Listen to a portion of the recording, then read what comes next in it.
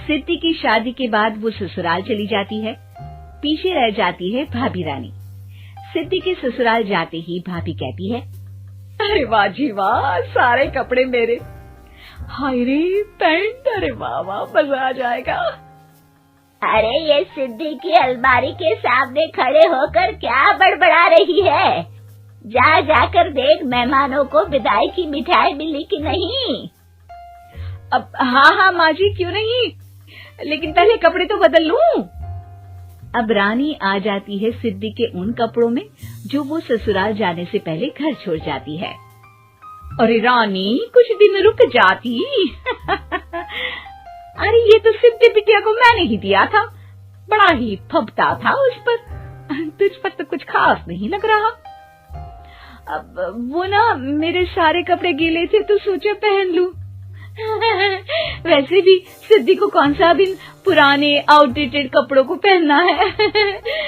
वैसे भी ये सूट तो मैंने तभी पहना था, वैसे खास है भी नहीं ये। हाँ ठीक है, लेकिन ना मेरी सिद्धि पर तो जमता था। सारे मेहमान चले जाते हैं और सिद्धि ससुराल से मायके पहली बार आती है।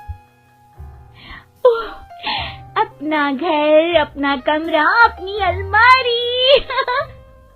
ये बोलकर जैसे ही सिद्धि अलमारी खोलती है तो सामने उसके कपड़ों की जगह कुछ और ही रखा होता है। माँ, ओ माँ, जरा कमरे में तो आना। सास और रानी वहां पहुंच जाते हैं। रानी ने पहनी होती है सिद्धि की जींस और टी शर्ट। अरे भाभी, ये क्या? ये तो मेरी बड़ी ही महंगी टी शर्ट है, इसे आपने घर में क्यों पहनी है?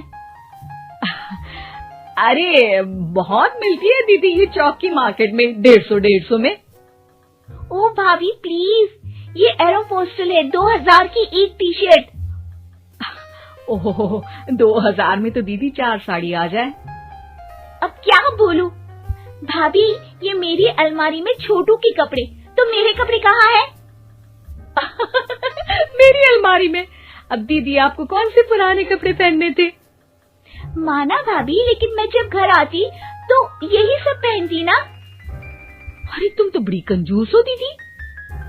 खैर, वक्त आता है जब सिद्धि ससुराल के लिए रवाना हो रही होती है। अरे रानी, अंदर से सिद्धि का गिफ्ट ले आ, लड़की पहली बार ससुराल से मायके आई है। रानी अंदर जाती है और एक सिंपल सी साड़ी लेकर बाहर आ जाती है। ये लीजिए माँ जी।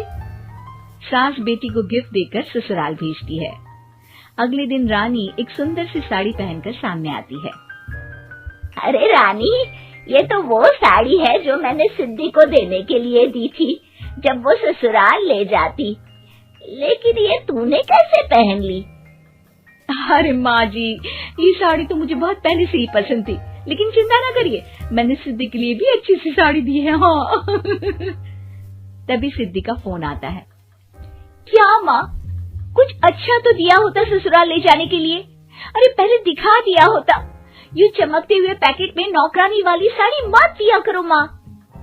अरे बेटे, वो तेरी भाभी ने ना गलती से उससे पैकेट बदल गया। हाँ, मैं कल ही तेरे भाई के हाथ से तेरा वाला पैकेट भेज दूंगी। अरे रहने दो माँ, आई एम श्योर भाभी ने अभी वही साड़ी पहनी होगी जो तुमने मेरे लिए रखी थी। तुम तो समझ नहीं पाई उनको। खैर छोड़ो, मैं ज्यादा बोलती अच्छी नहीं लगती, रहने दो, आपको उन्हीं के साथ रहना है, फिर बात करेंगे। सास को रानी पर गुस्सा आ जाता है। वो उसके कमरे में जाती है जहाँ वो शादी का एल्बम देख रही होती है। रानी, मार्केट जाकर एक ऐसी ही साड़ी लेकर आ, कल प्रतीक जाकर सिद्धि के घर दे आएगा।